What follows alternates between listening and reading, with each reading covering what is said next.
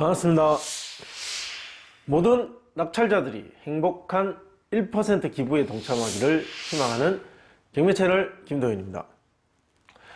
네, 이번 경매 사건은 대구 서부지원 대구광역시 달서구 파우동에 있는 삼성 명가타운입니다.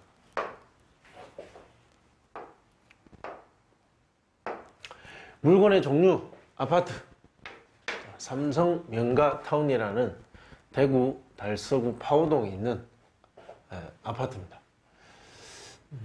3층입니다. 네. 토지 대지권이 12.9평이고 건물 전용 면적이 25.7평입니다. 토지와 건물은 일괄 매각, 같이 매각한다는 뜻입니다. 감정가는 2억 5천. 공급 면적 한 32평인데 감정이 2억 5천이면 그렇게 비싸거나 아주 고가 아파트에 들어가는 그런 아파트는 아니다. 짐작이 가실 겁니다. 그러면 대구광역시 약간 외곽에 있거나 아니면 중심부라면 아주 오래된 아파트거나. 근데 외관을 봤을 때 제가 아까 외관을 보니까 이렇게 멀쩡하게 생겼습니다. 그러면 건축한 지 아주 오래된 아파트는 아니라면 이 파우동이라는 곳의 위치가 약간은 외곽이다. 달서구 자체가 원래 중심에서 약간 왼쪽으로 떨어져 있는데 파우동은 그 중에 외곽에 있는 동이 아닐까라는 짐작은 하고 이제 이 물건을 선택했습니다. 그래서 대구광역시의 어떤 약간 외곽에 있는 그런 아파트들은 현재 시장에서 어떻게 반응하고 있는지 그게 궁금해서 이 사건을 선택해 봤습니다. 한 번 유찰됐습니다. 70%. 그래서 최저가 1억 7,500. 소유자는 최 누구누구고 채무자는 이 누구누구입니다. 이 누구누구라는 사람이 대출을 받습니다. 채권자 유 누구누구로부터. 근데 이 소유자는 최 누구누구라서 담보를 잡고 대출을 받았다. 그렇게 보시면 됩니다. 2020년 2월 4일 며칠 전에 진행을 했네요. 유찰됐습니다. 유찰됐다라는 것은 이 가격이 경매로 매수하기에는 아직은 비싸다라는 시장 참여자 전원의 판단 따라서 아무도 입찰하지 않으면 유찰됩니다. 그래서 2020년 3월 3일 1억 7,500에 진행 예정입니다. 입찰 26일 전입니다. 26일 전. 물건 외관을 한번 보겠습니다. 어떻게 생겼는지. 이렇게 생겼습니다. 외관을 보면 건축된 지 한 15년? 그 정도 보입니다. 한 20년이 넘지 않은 10년에서 20년 사이 정도가 되지 않을까. 이렇게. 방향은 남향은 아니고요. 동향이네요.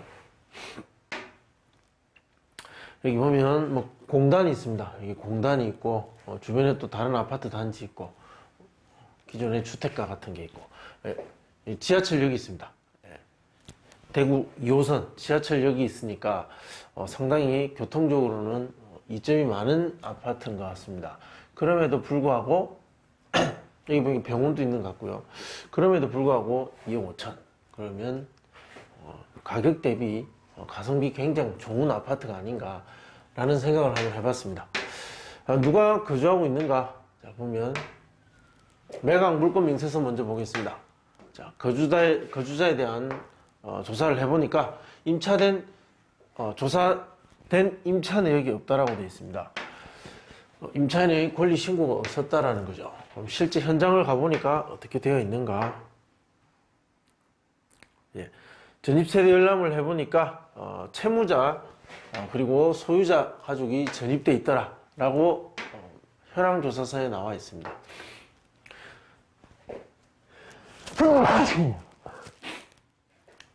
만약 이 물건을 낙찰받는다면 이 소유자 또는 채무자 가족을 상대로 명도 진행을 하면 됩니다.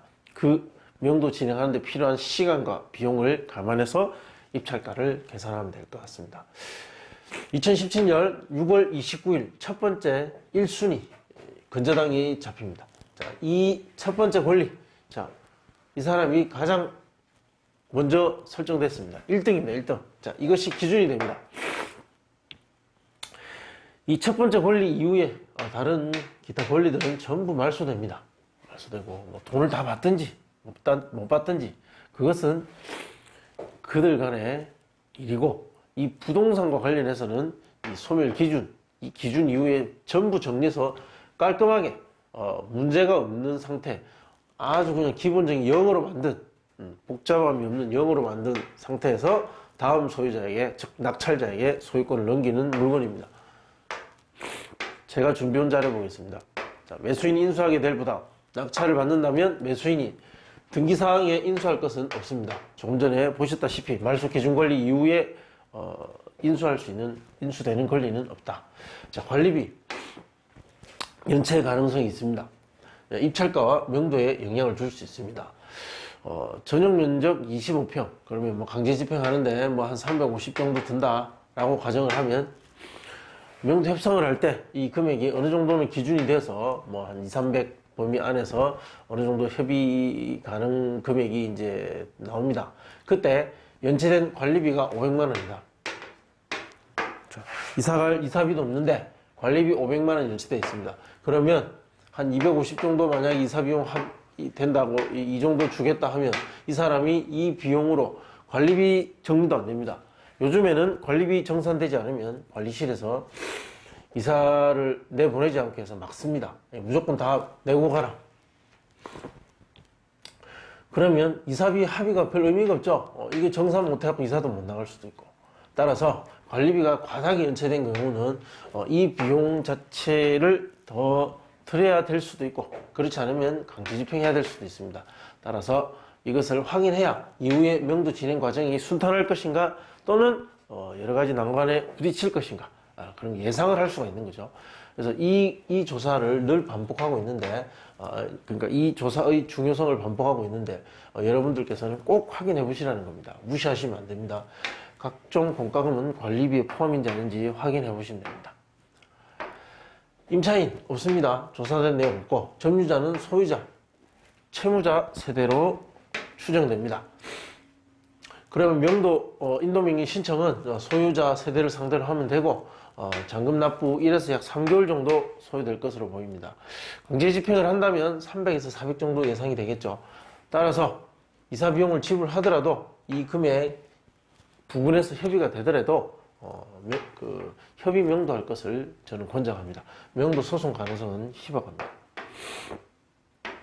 시장에 나와 있는 삼성, 명가타운, 동평행대, 호가, 자 보시면 2억 6천, 2억 4천이 있습니다. 5층.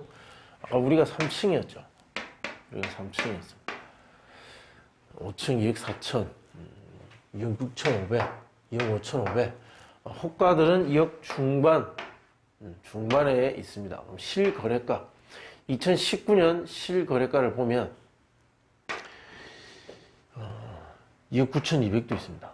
2억 4,500도 있고, 이런 것들은 굉장히 높게 계약됐죠. 층도 좋고 아마 올 수리되어 있지 않나.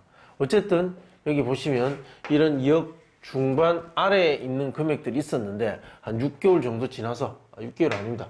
자, 8월까지는 2억 중반 아래에 있다가 한 10월 정도 와서 2억 중반을 넘어가고 다시 2억 중반 아래에 있다가 또 2억 중반 넘어갔다가 또 아래 갔다가, 그러니까 2억 5천을 기준으로 해서 왔다 갔다 하는 것 같습니다.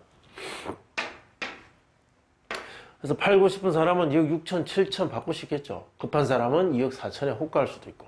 실제 거래가 되려면 우린 저층이니까 감정은 이 금액입니다. 자, 이 감정 자체는 어느 정도 맞게 감정했다고 봅니다. 상당 기간 큰 폭의 변화 없이 이 금액 범위 안에서 움직이고 있더라. 자, 우리는 저층이니까 이 정도 돼야 거래가 될 것이고, 경매임을 감안했을 때 상태가 좋지 않다 보면 2억 3천에서 2억 4천 사이에 거래가 될 가능성이 가장 높다고 봅니다. 인근 낙찰 사례가 많지 않습니다. 보시면 19년에 하나 있고 또 17년 있고, 거래 사례가 별로 없습니다. 낙찰 사례입니다. 죄송합니다. 낙찰 사례가 별로 없습니다.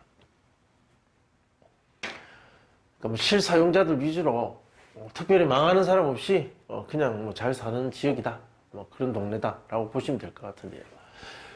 삼성 명가타운 자, 두 개 보겠습니다. 2019년 4월 18일 하나, 2017년 12월 26일 하나. 이 두 개의 자료만으로 현 시장의 입찰 참여자들의 반응을 전부 다 예측하기는 어렵습니다. 다만 아주 중요한 자료임은 확실합니다. 따라서 이것만 가지고 일단 이런 식으로 분석한다는 것을 여러분에게 보여드리는 겁니다. 삼성 명가타운 00년도 건축이고 전용 40.8평이 최근에 있었고, 그리고 전용 25.7평이 2017년에 있었습니다.